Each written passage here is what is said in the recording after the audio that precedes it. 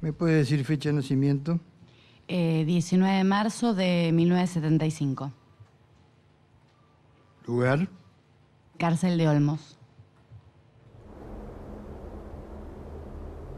Mi mamá se llamaba Susana Beatriz Mata y mi papá Juan Alejandro Barri. Yo voy a testimoniar no solo por mis padres, sino también por mí. Tanto los militares argentinos que operaron en suelo uruguayo en complicidad con los medios de comunicación, particularmente de Editorial Atlántida, montaron una campaña de manipulación, de encubrimiento de los hechos, pero creo que es fundamental desmitificar esa campaña que hicieron sobre ellos, tratándoles como terroristas, subversivos, inescrupulosos, fabricadores de huérfanos, y contar realmente quiénes eran.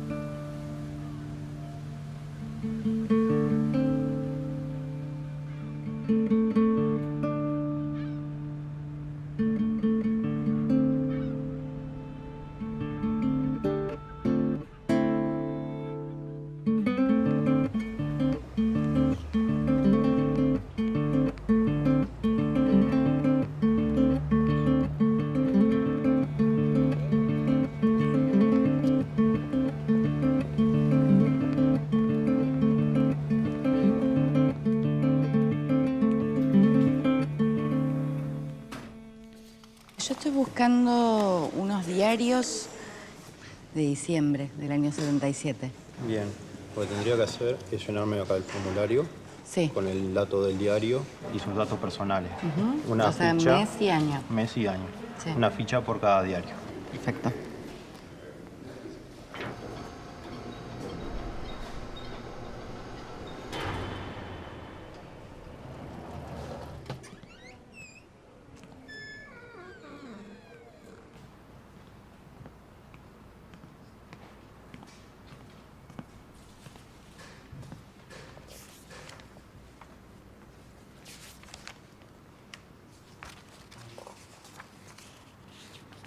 Montoneros en Uruguay, 3 muertos y 4 capturados.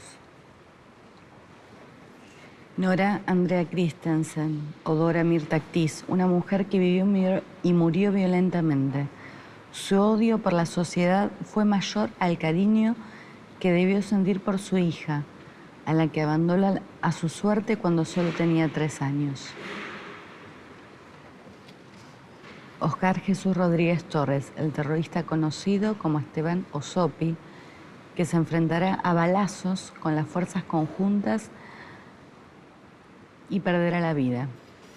Nada le importó a la niña. Acá muestran la casa también, que se ve claramente a mi viejo, a mi mamá y a Augusto Valladares.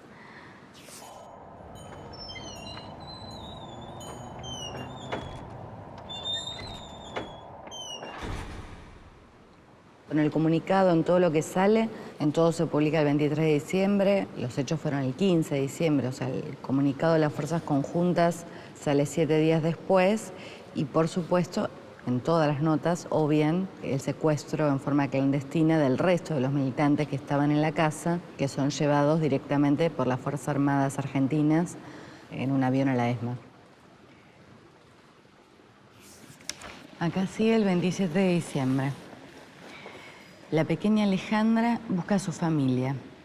Tiene entre 2 y 3 años, unos intensos ojos azules y ha quedado abandonada desde que su madre y su padre, 2 terroristas argentinos, decidieron ellos poner fin a sus vidas. Manos fraternas la han recibido en nuestro país y velan por su tranquilidad. Pero la pequeña sigue necesitando una familia, su familia, con la que integrarse. ¿No habrá nadie que pueda combatir la soledad en que se encuentra?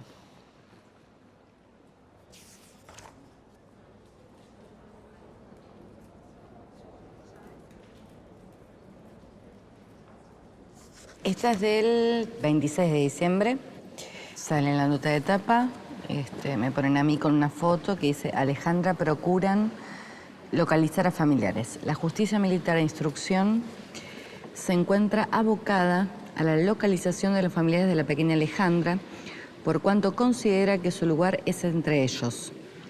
Por tal motivo, han solicitado la colaboración del pueblo y han enviado material fotográfico a la Argentina, ya que se presume que su familia reside allá.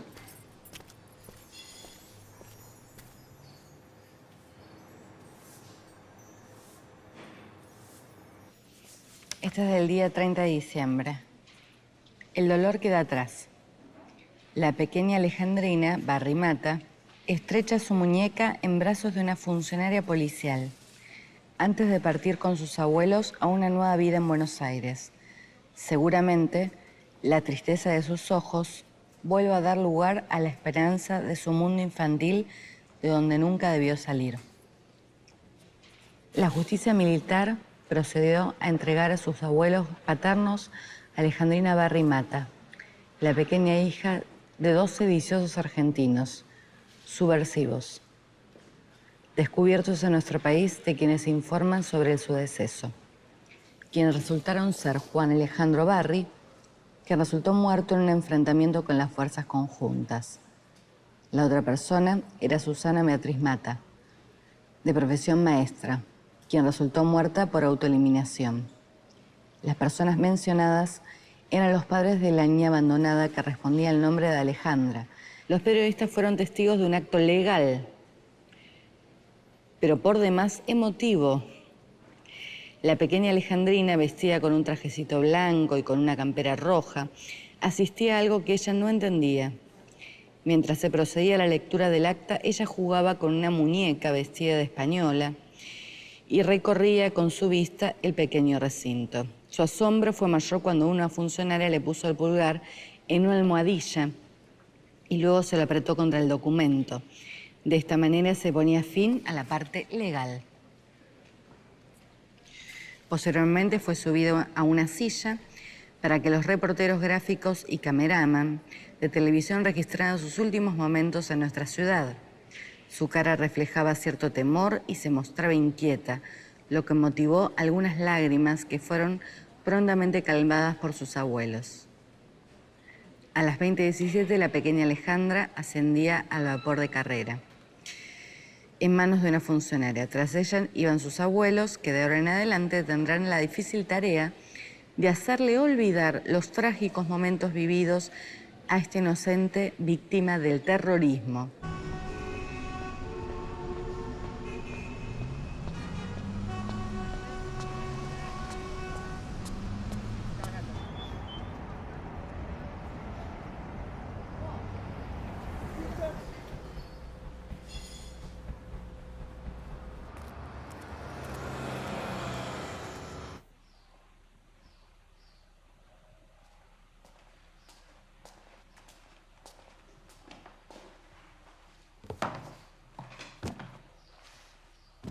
Me parece importante contextualizar cuál fue el rol en general de los medios de comunicación durante el golpe de Estado del 76 en Argentina y los años que siguieron, y cómo la dictadura buscó generar consenso en la población. No solo aterrorizó, no solo gobernó a través del miedo, de la censura, de la destrucción, de la clausura, sino que gobernó a través también de una producción cultural que genere un apoyo a sus políticas. Particularmente estas operaciones de prensa pensadas y diseñadas en conjunto por medios de comunicación y por Fuerzas Armadas, por sectores de las Fuerzas Armadas, como parte de los lineamientos de esos diseños de la dictadura militar.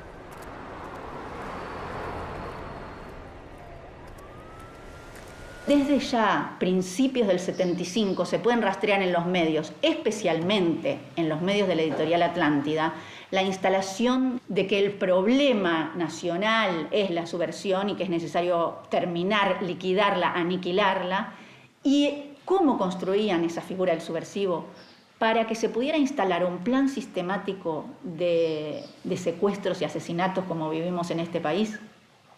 Había que cosificar, había que deshumanizar a esos militantes, a esas personas, luchadores, jóvenes, líderes sindicales, obreros, maestros, padres, madres, hijos, que iban a ser asesinados, o en su gran mayoría iban a ser secuestrados, torturados para obtener información y luego asesinados.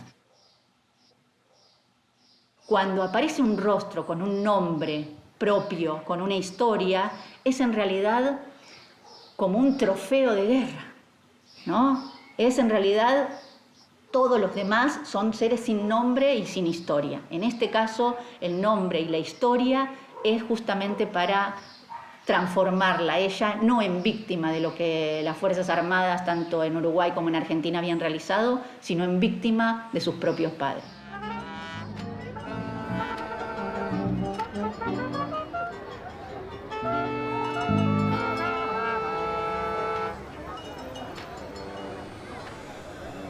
Creo que en este caso es uno de los casos donde se ve el Plan Cóndor en acción, donde involucra centralmente la coordinación entre las Fuerzas Armadas uruguayas y particularmente la patota de la ESMA, que es la que viaja especialmente a Uruguay a realizar este operativo.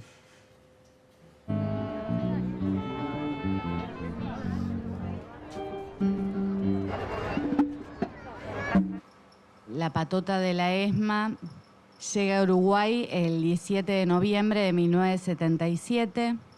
Un día previo había sido secuestrado Oscar de Gregorio, que es detenido por Fuerzas Armadas uruguayas. Al darse a conocer la noticia, en la propia ESMA, donde estaban muchos compañeros detenidos, dicen abiertamente que van a viajar a Uruguay porque tienen la pista de que allí podrían encontrar a un grupo más importante de argentinos en territorio uruguayo.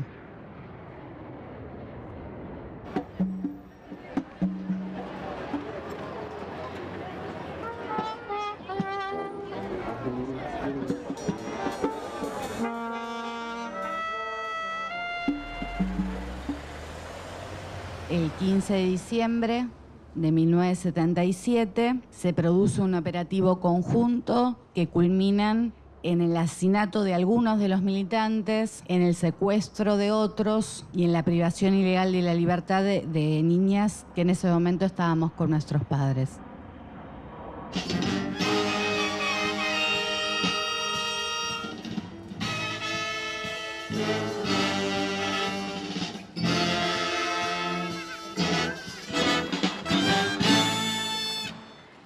Así que... Ah, mira, situación criminal de los docentes en el Almirante Brown. Este puede ser uno.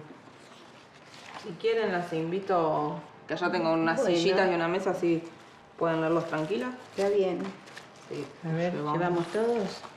Bueno, aquí nos vamos sentando para mirar. Sí. Bueno, vamos. ¿Acá, Elia? Sí, pasando ahí el pasillo. Aquel paro donde nos conocimos todas, ¿qué fue, en el 70 o en el 71? En el 71.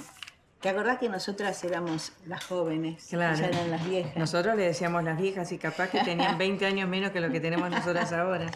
Que nos sentábamos en los bancos y nos decían que nos sentemos en las sillas. Claro. ¿Te acordás que en la casa de Susana hicimos el estatuto? El estatuto que Sí. por acá había visto yo que está la asamblea. ¿Por qué no nos fijamos, mirá, los puntos Mirá. del plan de lucha? Uno era el aumento. El aumento de emergencia. Designación de suplente. 82% móvil. Y la jubilación con 25 años de servicio y sin límite de edad. Oh. Y aumento de presupuesto para designación de auxiliares, comedores, centros de adultos, infraestructura, equipamiento, edificación. IOMA. ¿No te parece un déjà vu? Sí. O sea, que hoy lees las reivindicaciones de... Y son parecidas. Y son casi iguales. Exigir una política educativa con control docente que garantice una educación al servicio de los sectores populares, con la participación de todos los sectores interesados y la elaboración de una auténtica reforma educativa. Y mirá esta, nosotros nos jugábamos con todo. Repudio a la represión y las torturas, por la libertad de los presos gremiales, docentes y no docentes. Tenía que ver con esto. Con la de la Casa de las Torturas y con algunas de las cosas que estaban pasando en el país. Estábamos en plena época de gobierno militar Del todavía. gobierno militar, sí. Qué lanzadas nosotros poner esto del repudio a la represión y a las torturas, porque era una cosa inédita en esas épocas, desde lo que podría ser una organización docente, ¿no?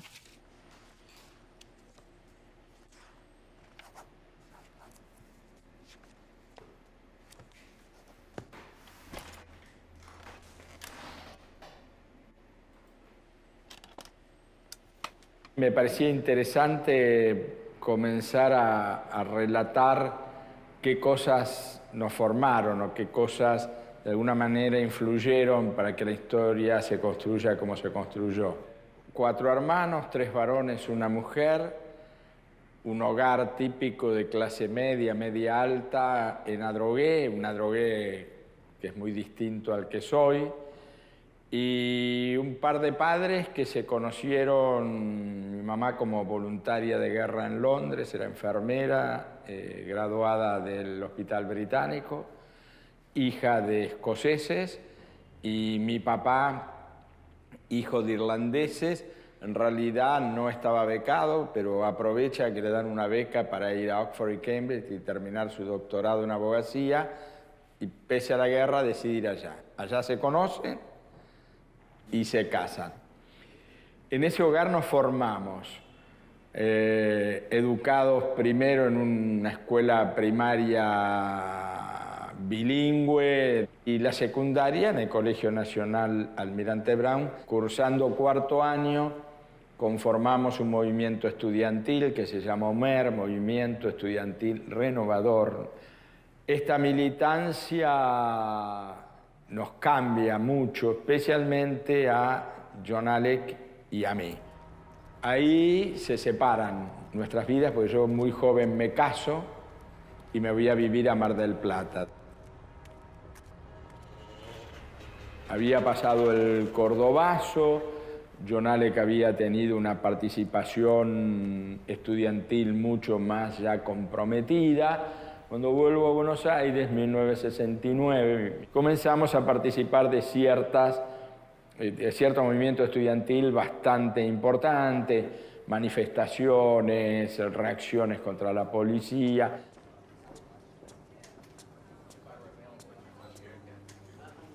Yo necesitaba unos libros que me dijeron en la necrópolis que estaban acá. Estoy buscando a 2 personas. ¿De qué año? Del mes de diciembre del año 77. Nos unimos a un grupo que operaba en La Plata, comenzamos por hacer algún tipo de actividad, captura de un vehículo. Cuando nosotros incursionamos en el sindicato, después llamamos a elecciones. Por primera vez hubo elecciones con voto secreto y directo en la historia por lo menos de la docencia de Almirante Brown. De la docencia de Almirante Brown, que teníamos urna, que la gente venía a votar. Que fuimos por todas las escuelas, terminamos a las 11 de la noche, ¿te acordás ese día? Bueno, la secretaria general era Susana Mata. Sí. La secretaria adjunta era Liliana. Secretaria de prensa era yo. Y vos eras la secretaria gremial. Excelente docente era Susana. Susana era muy buena. De primer grado. Muy querida por sus ¿No? compañeros. Muy buena docente de primer grado.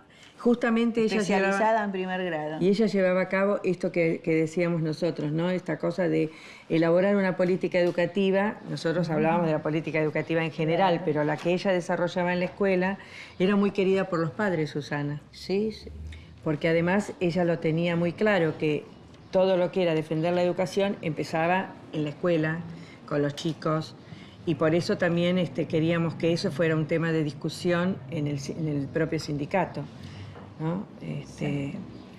Nosotros queríamos ser trabajadoras de la educación, por eso que también nos ocupábamos de la situación de los auxiliares. Bueno, en esa época teníamos la idea de que el estatuto incorporara a los auxiliares también, el estatuto del docente, ¿no? Sí. Que fuera un estatuto para la educación. Sí. Esa es una reivindicación que quedó atrás. Fines del 70 o 71, este mismo Grupo La Plata toma contacto con la FARC, que sí ya tenían una conformación, pero que en ese minuto prácticamente se están refundando. En realidad, esa reunión primera donde íbamos a unir estos 2 grupos, cosa que después se hace, participa Paco Urondo, con quien después tuve una gran amistad, que en ese minuto era Jordán, era el nombre de guerra. Yo jamás reconocí que era Paco Urondo, pese a que lo leía.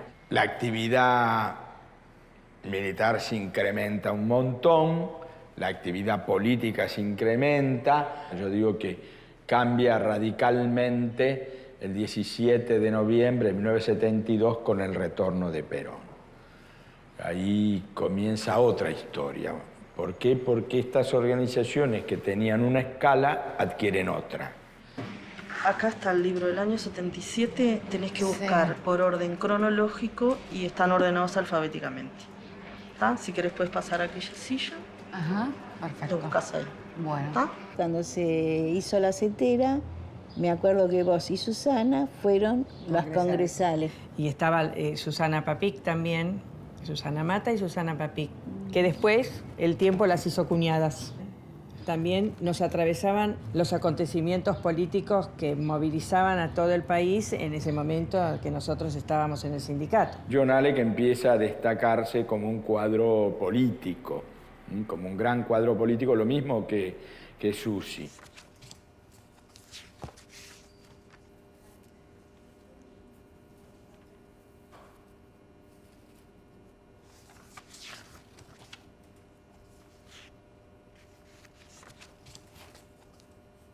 La necrópolis uruguaya, tanto en el caso de mi papá como de mi mamá, el que pone también la causa de la muerte es un médico militar llamado José Mautone, que es el que firma todas las actas de todos los que fueron asesinados en Uruguay, militantes argentinos o uruguayos. Un solo médico. ¿Y a todos militar, le ponen la misma causal? pone o enfrentamiento, herido de bala, intoxicación, etcétera.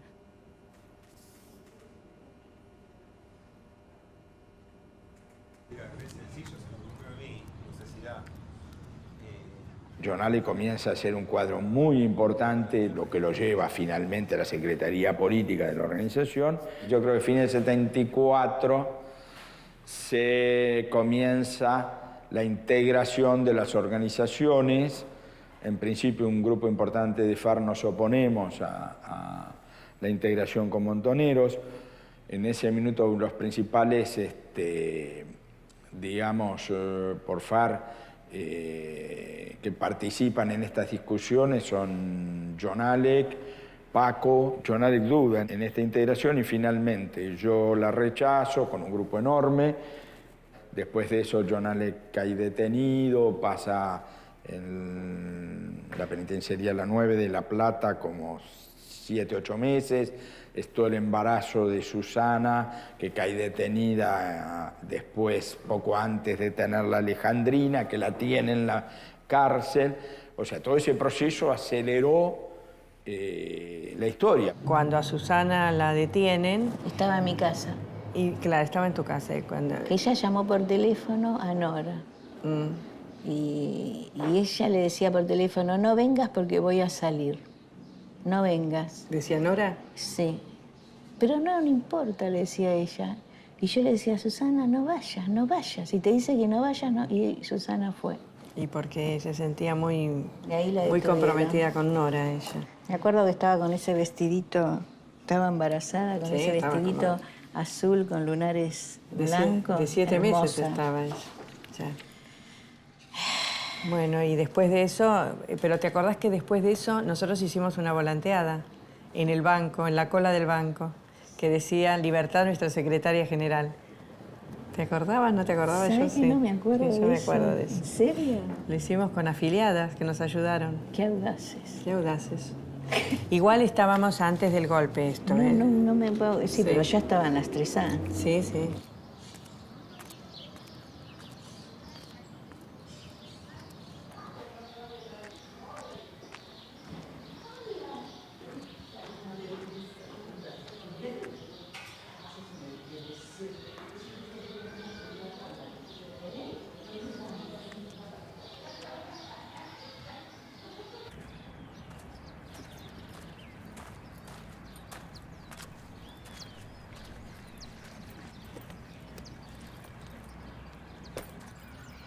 Volviendo al tema de la convivencia dentro de la cárcel, se empieza a conversar en un momento de hacer una huelga de hambre. Aparentemente la huelga de hambre se hacía en todas las cárceles del país. Y entonces estaba impulsada por las compañeras del PRT. nos habían planteado lo mismo a nosotros teníamos que decidir si lo hacíamos o no lo hacíamos y de última, si no lo hacíamos, colaborábamos con ella, por supuesto. Fue así, yo me acuerdo, Susana, que nos reuníamos y hablábamos y nos preguntaba y ella de última decidió que si no teníamos el apoyo de afuera iba a ser una locura, nosotras ahí sin comer y que nadie se enterara de lo que estábamos haciendo.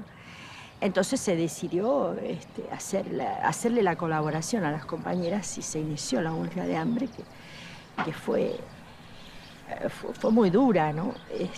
Nosotras acompañábamos a las compañeras, colaborábamos en lo que podíamos.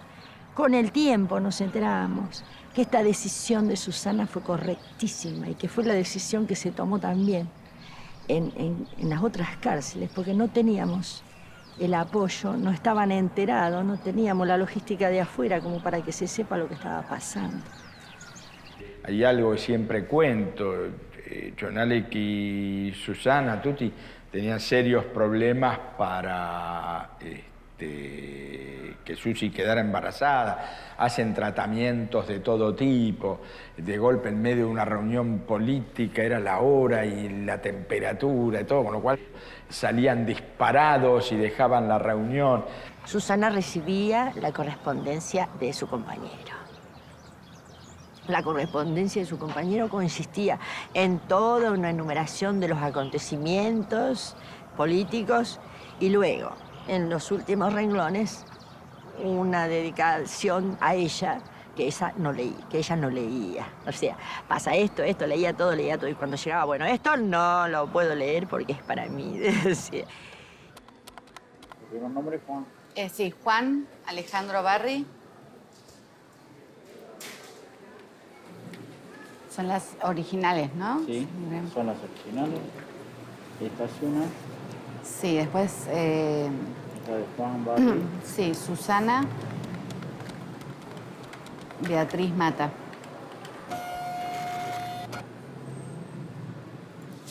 Sí, lo hace.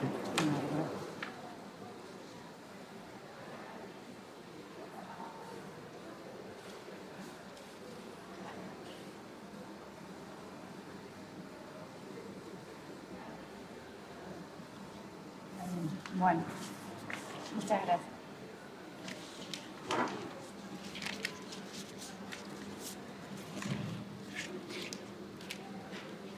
Antes de que naciera Alejandrina, Susana tiene algunas, no me acuerdo si serían pérdidas, y la llevan al hospital de La Plata. Claro. Y ahí yo fui, creo que le llevé una carta tuya también.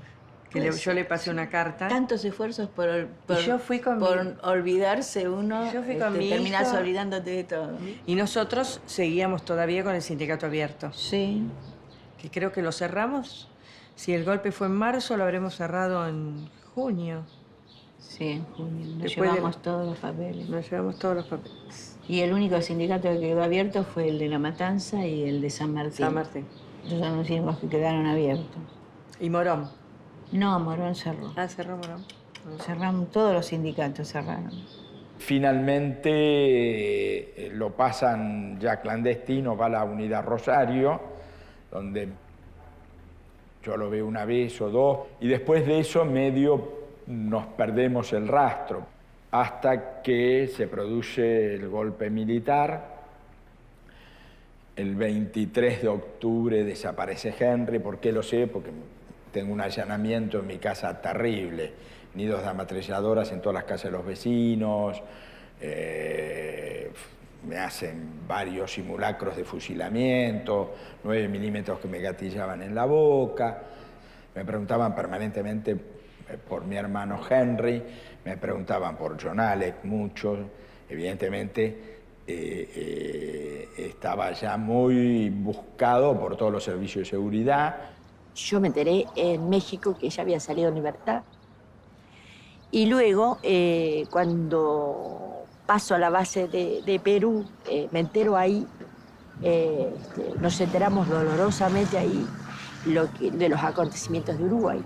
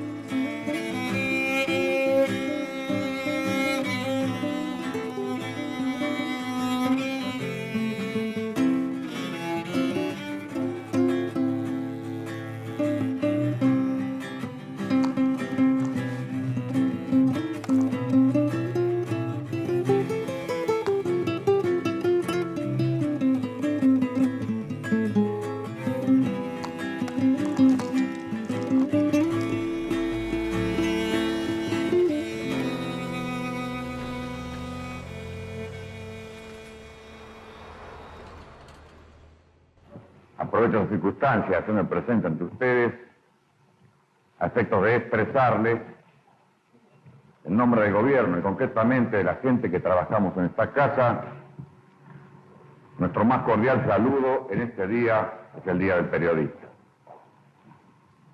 Instarlos a que continúen desempeñando su función en la forma que lo han hecho hasta este momento, como siempre decimos, con objetividad, y ofrecerles a la recíproca también toda nuestra colaboración para que la tarea de ustedes, tarea trascendente por cierto, se vea facilitada en el desempeño, de la misma dentro de esta casa. Para que la tarea continúe con la fluidez con que se mantiene hasta este momento. Para que en esa tarea fluida encuentren ustedes el motivo de su plena realización como periodistas. Por la aventura personal de cada uno de ustedes, los invito a levantar la copa. Se hace un brindis ahora, luego de las palabras del presidente de la Nación, que está acompañado del secretario de Información Pública, capitán de navío Carlos Carpintero, y otras altas autoridades nacionales. Aquí el presidente ha agasajado hoy a los periodistas con motivo de la celebración de su día.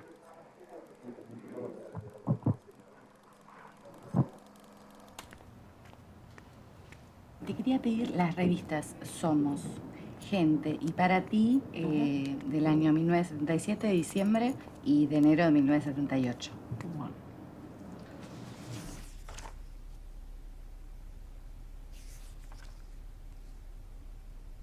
Subversión y represión. El jefe del Estado ratificó ante una nueva pregunta. Los planes de acción psicológica son parte de los trabajos de las Fuerzas Armadas en toda su historia. En una guerra hay un plan de acción militar y hay un plan de acción psicológica.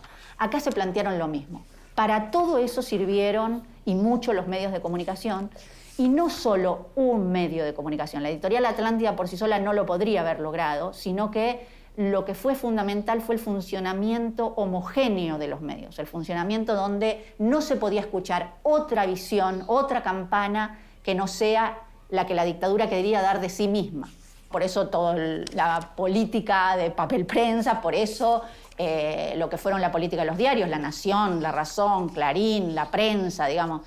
Hoy la nación está agredida masivamente por un sector que aprovecha para ello a parte de la prensa internacional. Por suerte, los argentinos leemos a otra clase de periodistas. Esta es la clase de periodistas que necesita la nación, que asuman plenamente la doble gran responsabilidad que hoy les compete: proyectar al mundo la imagen de nuestra Argentina real y aportar a la ciudadanía los elementos de juicio necesarios para que pueda participar en plenitud en la gran tarea en que nos encontramos comprometidos. Así como la Gaceta de Buenos Aires se constituyó en el primer difusor del Ideario de Mayo, hoy nuestro periodismo constituye el medio idóneo e imprescindible para clarificar ideas e iluminar el rumbo ciudadano hacia los grandes objetivos nacionales. La Nación, 23 de diciembre de 1977. Fuerzas militares y policiales anunciaron haber desbaratado un plan de atentados de extremistas argentinos, autotitulados Montoneros, dando muerte a 1, mientras que 2 se suicidaron y 4 fueron apresados. Según el comunicado, la mujer que ocupaba la casa con una hija de 3 años se suicidó, ingiriendo una pastilla de cianuro al comprobar que iba a ser apresada. Cada medio tenía una línea que era su objetivo específico. En ese caso, Editorial Atlántida ocupa un lugar central y ahí hay cabezas detrás pensando y planificando qué hacer hacia las mujeres en la revista Para Ti, qué hacer hacia la clase media en general, que es la revista Gente, y qué hacer hacia el mundo empresarial y lectores que buscaban editoriales políticos, que era la revista Somos. Esto también es terrorismo. Alejandra está sola. Alejandra, una rubia de 4 años, tiene una medalla con su nombre colgado en el cuello. Tiene también zapatos blancos, pero nada más tiene en el mundo Alejandra. Nada más. Excepto un apellido Barry y otro apellido Mata, que sus padres ocultaron hace algunos años cuando dejaron de ser un hombre y una mujer y se convirtieron en 2 terroristas, en 2 asesinos.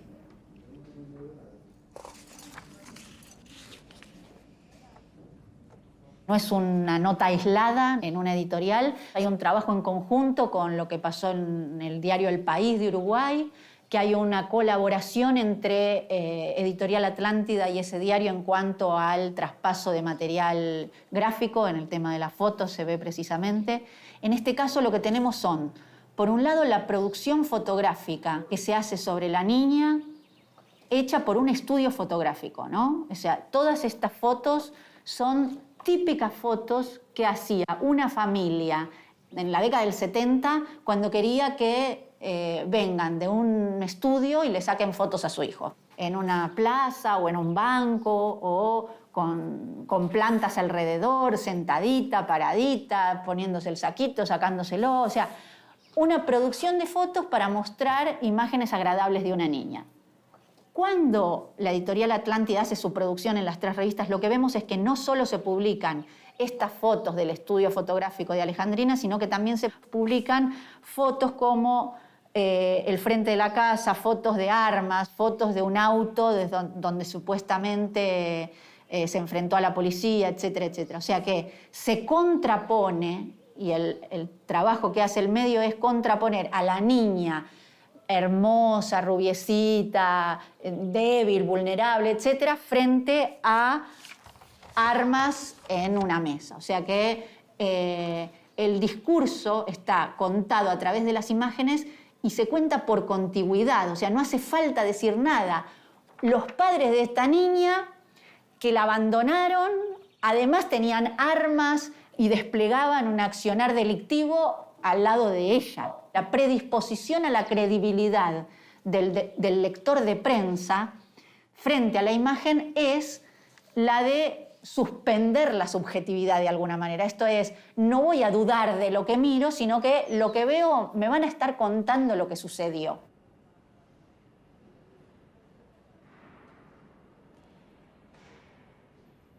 Gente de la actualidad. Director ejecutivo, Aníbal Constancio Vigil. Subdirector, Samuel Helbum. Prosecretarios de redacción, Alfredo Serra y Dimas Suárez. Redactores especiales, René Salas, Mario Santiago Pérez, Colman y Eduardo Paredes.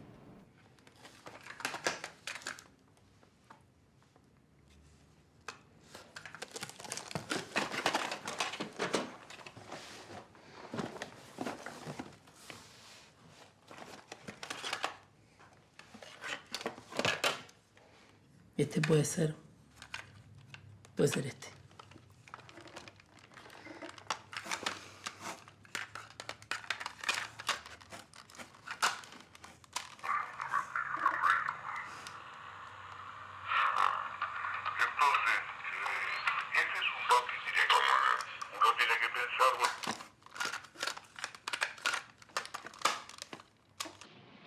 ¿Conoce unas denuncias por la cobertura, digamos, durante la dictadura?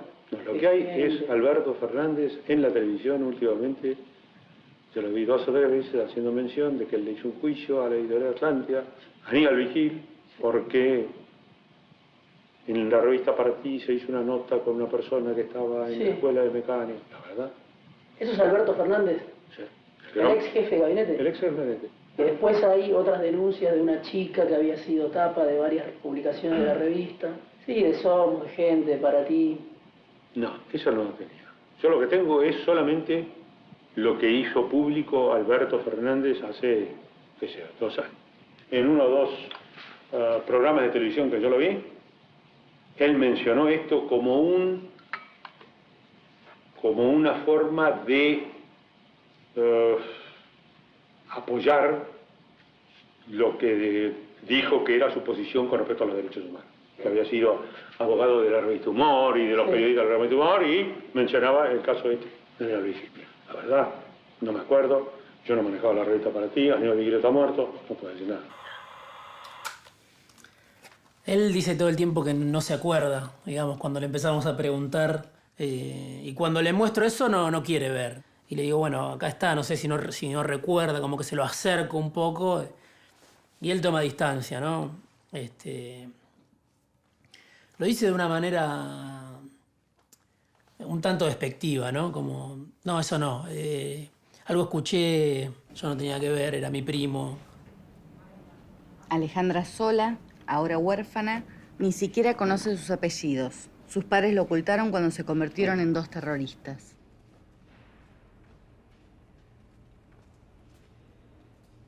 Esta noticia sí. ¿Por qué surgió esto del suicidio y usted a qué se lo puede atribuir? Yo lo que dije es que la versión sobre cómo murió mi mamá o cómo murió mi papá fue una versión militar. ¿Y la versión militar es esa? ¿Se suicidó? Sí.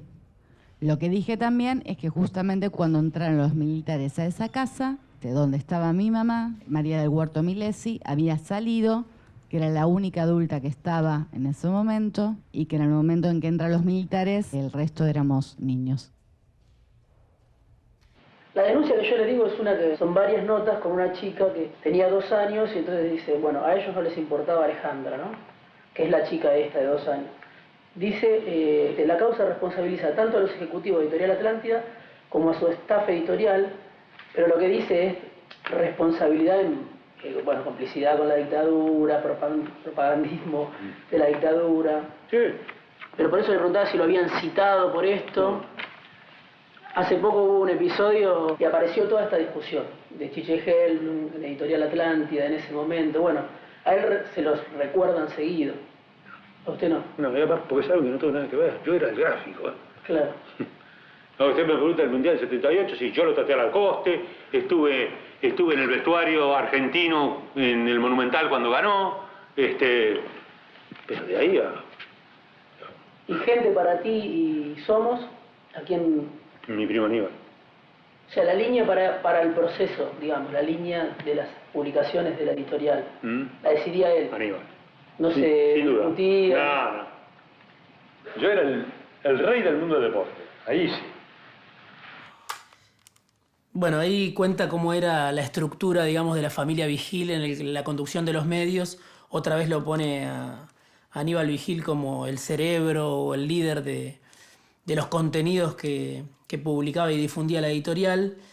Y bueno, a la pregunta que yo le hago, que es si no lo habían citado judicialmente por esta causa, porque en la causa están denunciados todos, no solo Vigil, él, bueno, responde con esto de que, bueno, él no tenía que ver, que sí había estado festejando con Lacoste con el almirante Lacoste después del título del Campeonato del Mundo del 78, que sí había estado con Videla en algún momento, en ese marco él como director periodístico del Gráfico, pero que no sabe lo que pasó, bueno, con estas publicaciones que difundían las fotos de Alejandrina.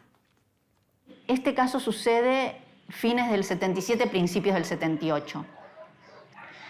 Desde fines del 77 y principios del 78, las acciones de las Madres de Plaza de Mayo ya empiezan a ser más conocidas, empiezan tímidamente a tener un mínimo de difusión. Ya existían las madres como tales desde abril, ya habían logrado tener una visibilidad en la prensa extranjera, ya habían hecho acciones para ser visibles, ya se empezaba a hablar de ellas a través de los grupos de exiliados en el exterior, con lo cual no es menor que una producción de estas características y con este despliegue hable de una madre subversiva que abandona a su hija.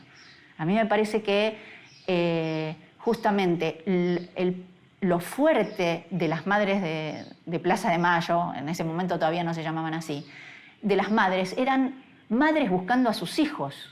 Era justamente lo que la supuesta modelo de familia de la dictadura promovía. O sea, ¿qué puede hacer una madre que no sea preocuparse por su hijo que no está? O sea, ¿qué se podía atacar de semejante acción de búsqueda cuando era lo visceralmente humano que sucede cuando una madre no encuentra a su hijo. Entonces, ¿cómo atacaba la dictadura eso?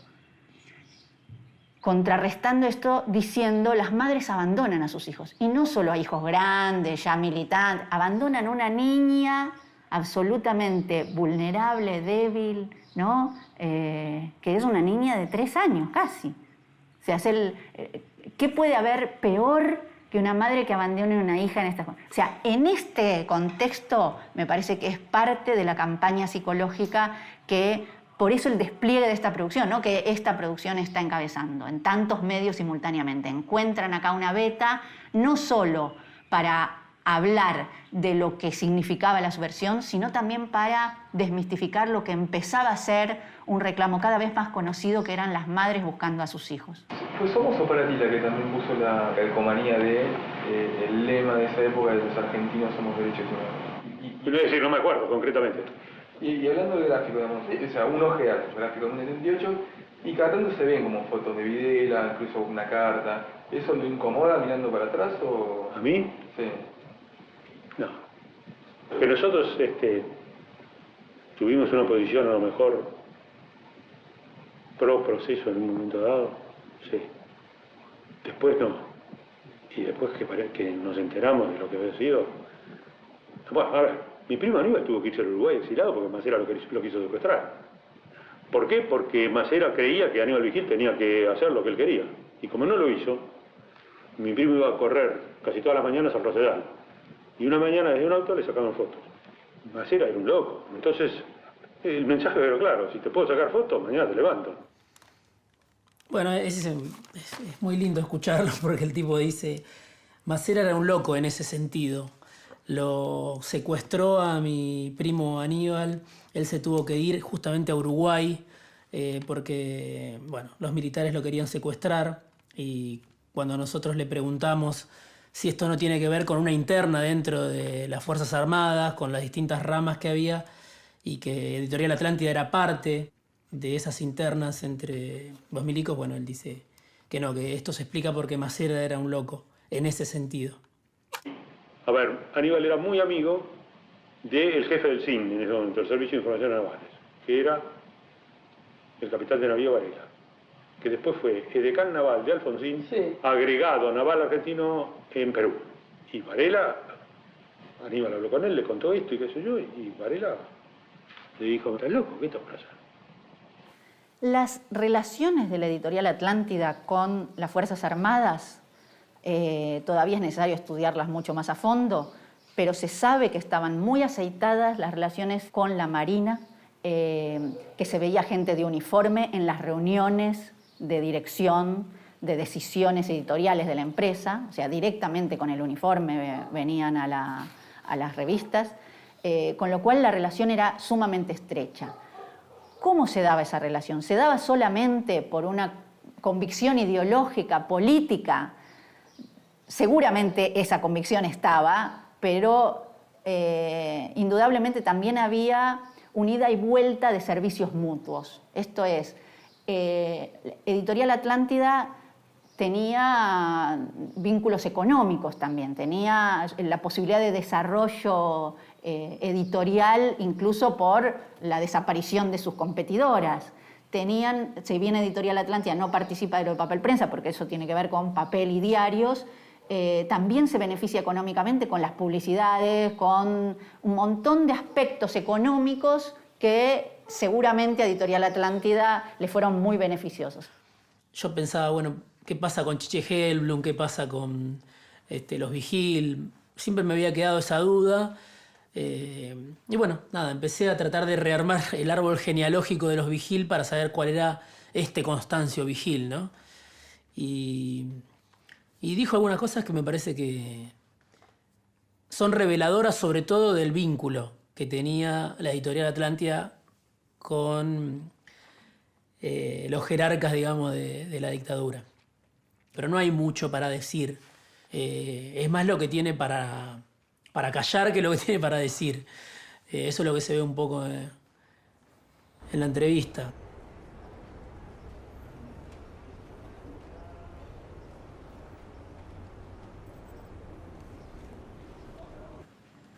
Si querés te cuento un poco cómo hicimos la búsqueda de documentación, tanto referida a tu papá, a tu mamá, como la búsqueda que iniciaste sobre vos misma. Si no me equivoco, hay una documentación del 74 referida a tu papá. Claro.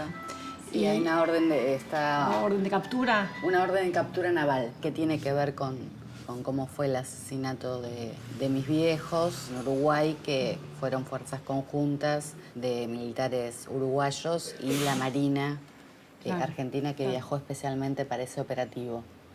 De lo que es la detención de tus padres y cómo actúan fuerzas conjuntas de distintos países y cómo eso está reflejado acá en el archivo de la DIPA, permite dar cuenta por lo menos dos cosas. Primero, de la trama de esta comunidad informativa, pero también cómo esta trama de inteligencia en realidad está directamente articulada con la trama represiva, digamos.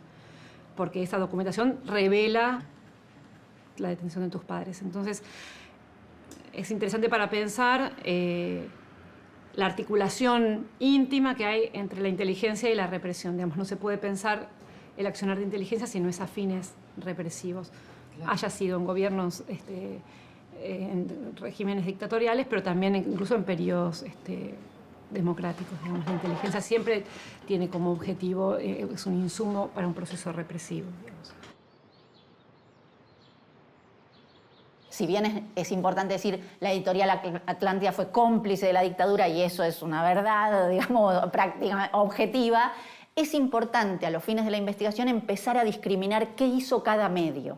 Gente, sobre todo, fue la encargada de promover un rostro humano, entre comillas, de los hacedores del golpe y sus cómplices civiles.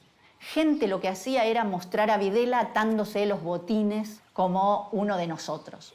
Y es a través de la fotografía donde gente trabaja específicamente ese rostro humano. Esta contracara, que era la que la dictadura construyó sobre sí misma, qué rostro de sí misma daba, y que es la que la fotografía mostraba en estas revistas, yo podría decir que el principal eje de esta lógica fue la revista Gente. Hay que discriminar cuando uno estudia la relación de los medios con la dictadura, lo que fueron las decisiones editoriales, los que tenían cargos de decisión y lo que hacían los trabajadores de esos medios.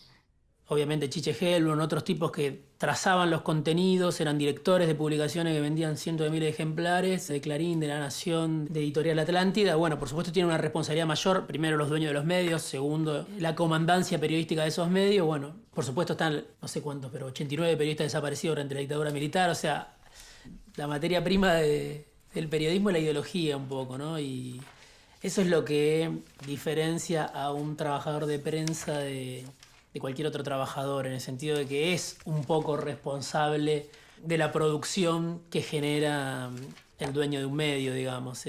Tiene una responsabilidad mayor que la que puede tener, qué sé yo, un obrero de Fiat.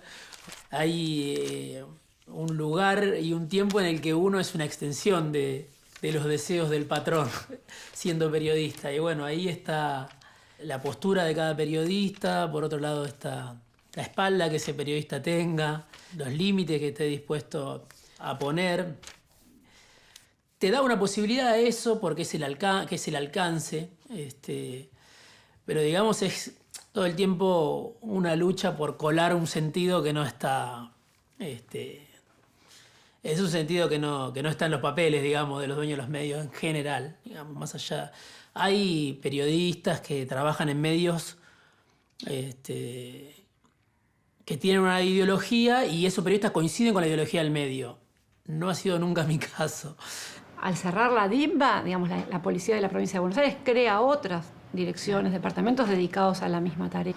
Sí, el hecho de haberla cerrado no quiere decir que no continúen con las tareas de inteligencia. Claro. O que el Estado en sus distintos niveles no realice, digamos, y fuerzas no siga realizando inteligencia. Claro que sí.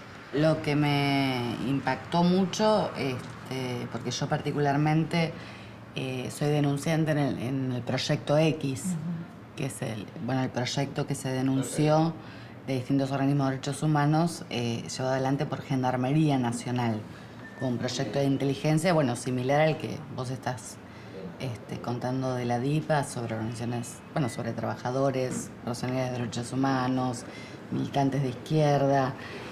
Risas que provocaron una gran polémica. Claro, estos dos hijos de puta, Cafiero y Rucauf, renunciaron, los dos, ¿no? Este era ministro de Trabajo y este era de Economía, cagándose de risa, y estaba el fotógrafo sacó, ¿viste? Claro, no era momento para reírse. Cuando yo hablaba de que podíamos rastrear ya desde el 75 la instalación de los temas en las revistas de la editorial Atlántida, preparando el terreno para el golpe de Estado. En ese sentido se pueden rastrear muchas producciones. Hay una muy importante, muchas que tienen que ver con la figura de Isabel, la ridiculización sistemática de una figura ya de por sí ridícula, digamos, o sea, en realidad Isabel colaboraba mucho y hacía mucho en forma, digamos, espontánea para que eso suceda, pero hay además un trabajo editorial sistemático de ridiculización de su figura. Pero además hay otras producciones. Por ejemplo, hay una que fue muy famosa y que fue muy repetida en las revistas de la editorial, que fue una que hizo la revista Gente con Lastiri y su esposa, que era la hija de López Rega. Acá, este es mi gran orgullo, porque acá cagué un gran hijo de puta.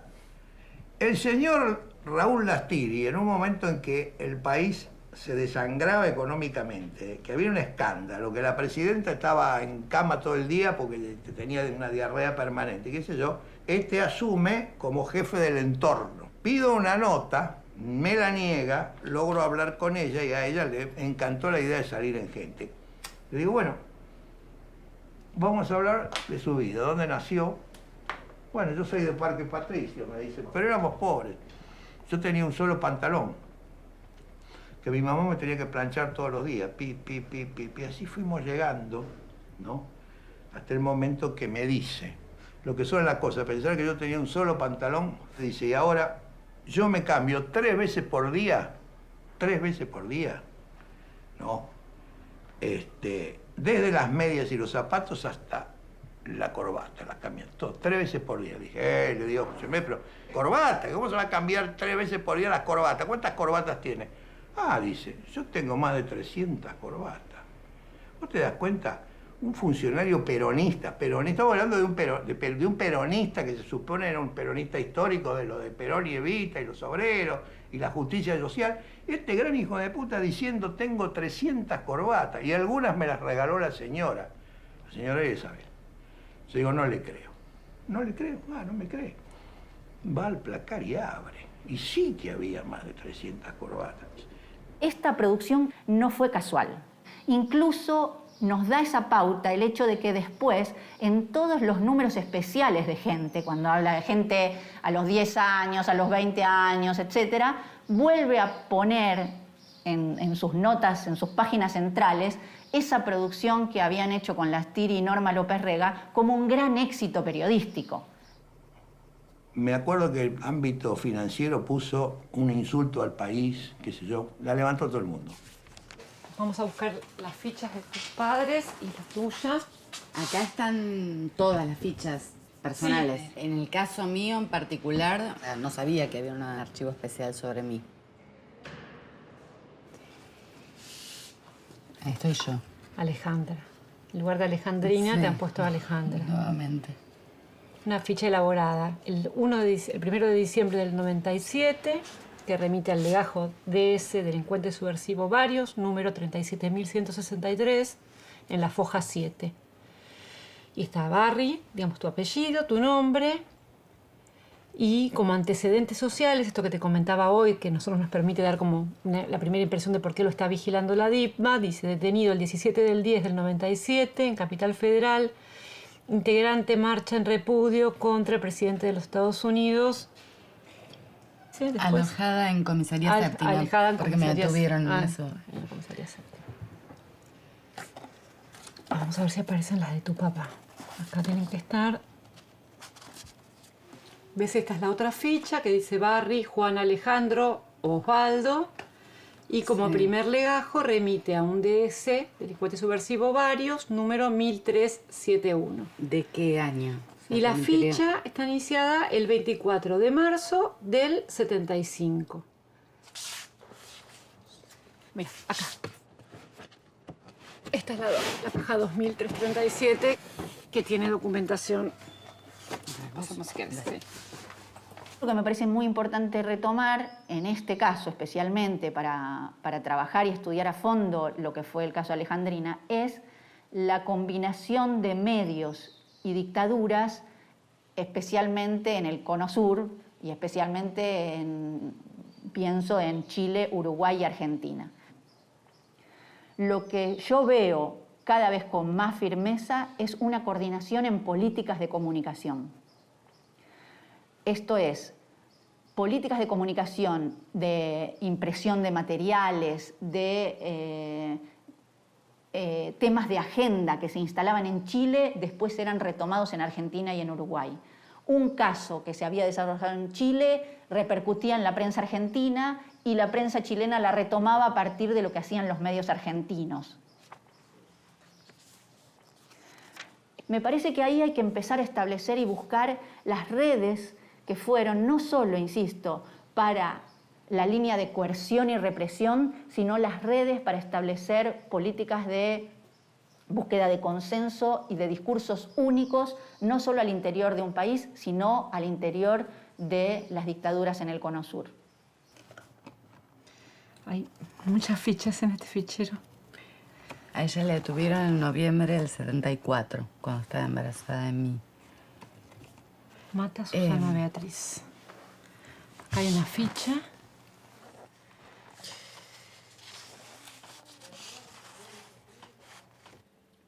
Me quiero detener en esta foto, que es el abuelo de la niña, o sea, el padre del padre de Alejandrina y la niña. Cómo la foto tiene esto inasible. Son esos momentos en donde la foto cuenta la verdad, ¿no? Donde el rostro dice lo que realmente sucede.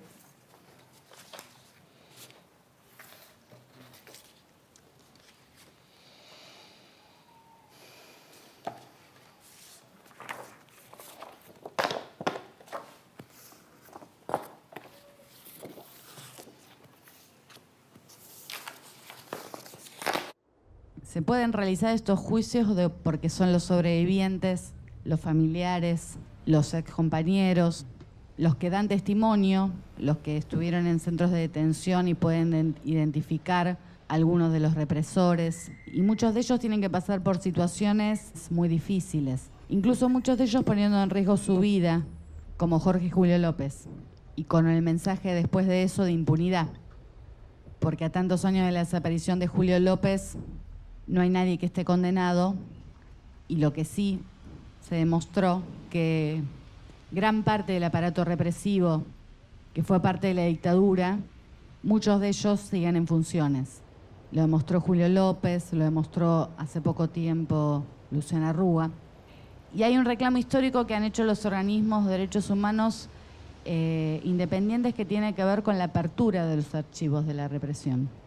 Esto que ustedes me planteaban, bueno, ¿por qué no entrega los archivos de inteligencia de Uruguay? Bueno, en Uruguay, digo, no se juzga a los militares, digo, pero en el caso de la Argentina, este reclamo histórico de los organismos pidiendo justamente de que se abran los archivos de la represión para realmente conocer la verdad, porque pasaron muchos años. Entonces, ¿qué pasó con todos los chicos apropiados? Los más de 400 jóvenes que siguen apropiados. ¿Qué pasó con los que hicieron los vuelos de la muerte? ¿Qué pasó con todos los que hoy continúan en funciones y ejerciendo y formando a nuevas generaciones? ¿Qué pasó con el destino de nuestros desaparecidos? La mayoría de las madres de Plaza de Mayo están muriendo y no saben dónde están sus hijos. No fueron encontrados sus cuerpos. En el caso mío, después de haber presentado muchas veces este pedido de apertura de los archivos, la Secretaría de Inteligencia del Estado, la EXIDE, los entregó. Dio documentación en el caso de mis viejos. Lo que aportaron no fueron datos significativos a lo que yo ya sabía en relación a todos estos años de investigación, Pero sí fue la demostración de que lo que decimos es verdad, que esos archivos existen, que puede ser un vuelco muy grande en la búsqueda de memoria, verdad y justicia. Se han realizado un montón de juicios que yo reivindico, digo, porque es lo que queríamos. Digo, es producto de una lucha incansable de los organismos de derechos humanos, de la movilización durante muchísimos años, pero no queremos que sean juicios fragmentados donde se juzgue a un puñado de genocidas y que para eso tengan que atestiguar y un montón de veces los testigos, sino que creemos que el Estado, que fue el responsable del genocidio, tiene que aportar esos datos para que realmente vayan presos todos los responsables, los militares y los civiles, sin los cuales no se podría haber llevado adelante este genocidio contra los trabajadores, contra los sectores populares y contra todos los militantes revolucionarios en nuestro país.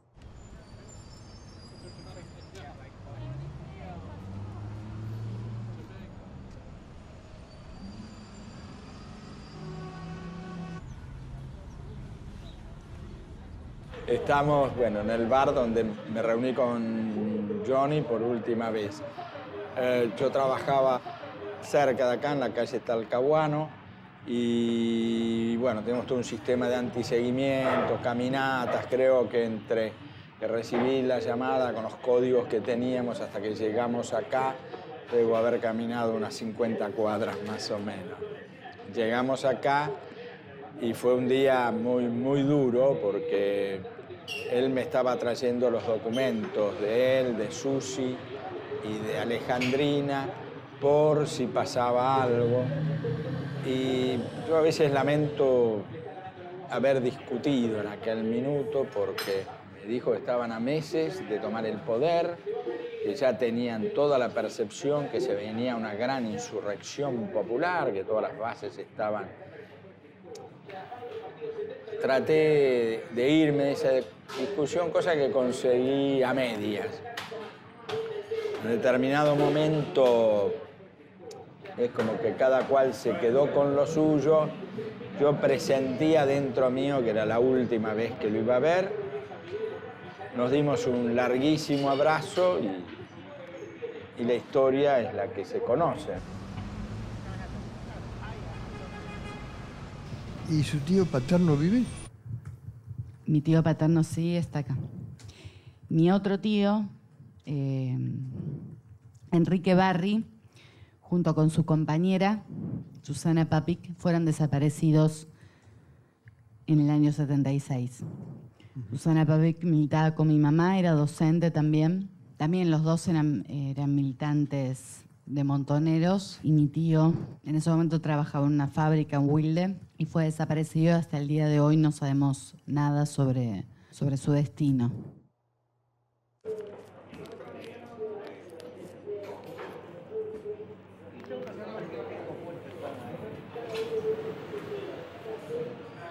Lo tengo siempre en mi corazón como un hombre de una integridad absoluta. Creo que si hay algo que han tenido los 30.000 desaparecidos o los muertos en combate o los militantes es una integridad absoluta. También es cierto que creo yo que la clandestinidad tuvo el enorme problema de haber encriptado la visión de la realidad y que esto ha traído tremendos errores. Tengo por ahí una última reflexión porque ha habido mucho sonido, mucho aturdimiento respecto al rol de la militancia, ¿no? Primero, el militante no es una víctima inocente, porque si por inocencia quieren significar que son víctimas que no están involucradas en la construcción de un modelo político y social, no estoy de acuerdo. Yo creo que, de alguna manera, todo lo que sucede a posterior de la demencial represión de la que fueron objeto, se hizo exclusivamente para la construcción de un modelo económico y político liberal que todavía tiene hincados sus dientes en la nación. Esto para mí es el mejor homenaje que les puedo hacer. No fueron víctimas, fueron responsables absolutos de todo el amor que llevaban encima. Esa foto que tiene allí arriba de su escritorio, ¿de quién es? De mis padres.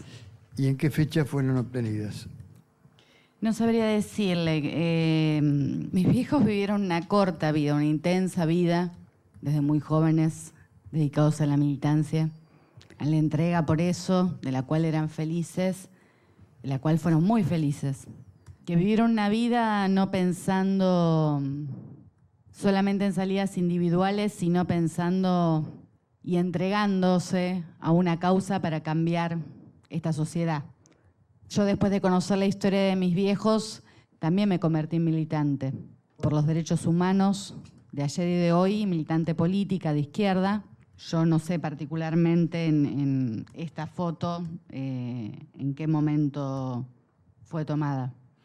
Cuando mis viejos se conocen, mi mamá tenía 15 años. Cuando fueron asesinados, mi mamá tenía 29 y mi papá tenía 30 años.